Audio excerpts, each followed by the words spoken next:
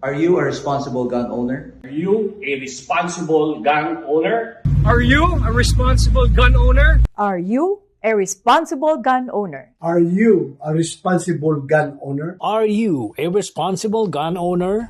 The PNP Civil Security Group would like to advise all firearms holders to renew their license to own and possess firearms and firearms registration within 6 months before its expiry date.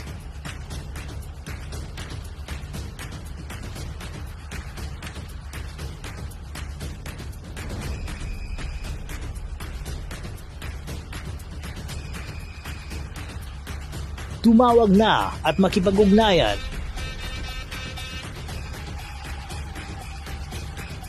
Be a responsible gun owner and be a good Filipino citizen. Huwag maging biktima ng expired mong lisensya.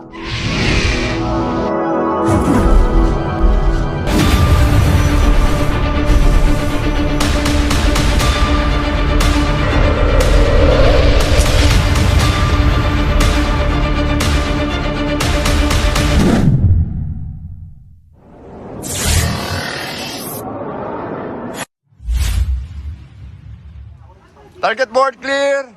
Yan. Target board clear. So, featured firearm natin ngayon ay Smith & Wesson 5926. Yan, nakita nyo, Smith. This is stainless finish po ito. Meron po nito yung black finish, pero this one is more ano to, no? Ayan, tingnan nyo po, flat hammer yan. Pero this is double action, baka po, no?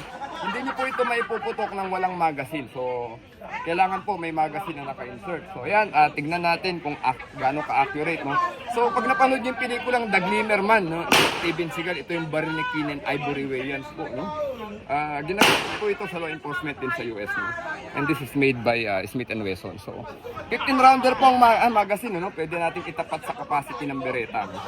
So, makikita po niyo yung construction ng baril. Napakaganda. Ito po yung safety niya, no? Yan, decacker niya rin na rin yan at the same time.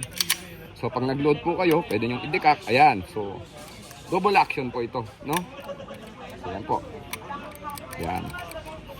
Okay? Mag-load po tayo. Tignan natin yung accuracy. Ilagay natin sa holster, no? Yan, subukan natin. Okay, dito. So, magazine ano na. Kanina po, wala naman tama yung board. Tignan natin. Tama, ready up.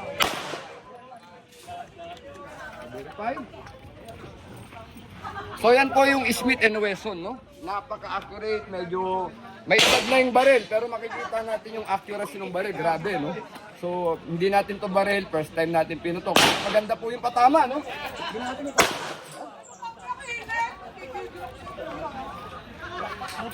So, yun po yung tama niya, no? Grabe, no? So, Jay, ano masasabi mo sa Smith & Wesson? Iba talaga, no? Oo naman. So, iba talaga ang Smith & Wesson, no? So, kailangan itama natin to.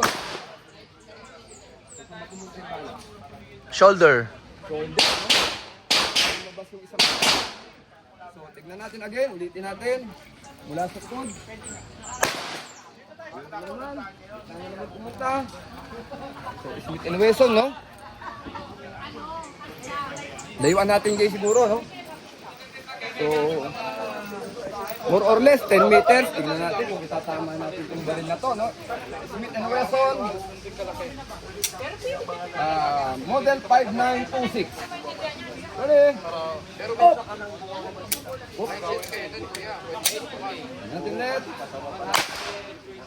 Again. So, check natin yung patama. Tinamaan natin.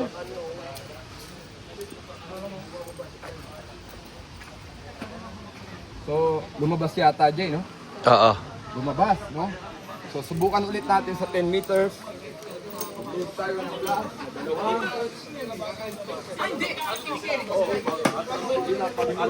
So, kanina nakita natin may tatlong bala po. Ito. Full metal para ano. Oo, parang full metal siguro. Lagyan natin ang dalawang full metal. So, dito tayo sa 10 meters again. Admin AJ, tignan natin, no? Sorry ko, Jay.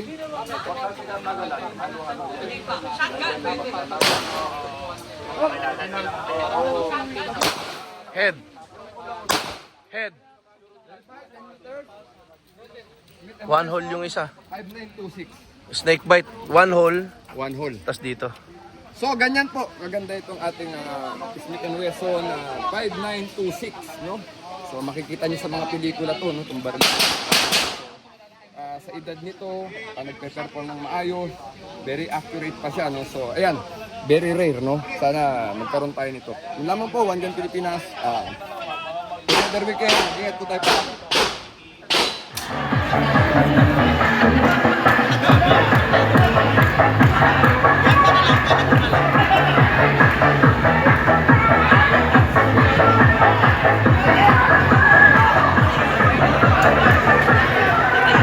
Sayaw!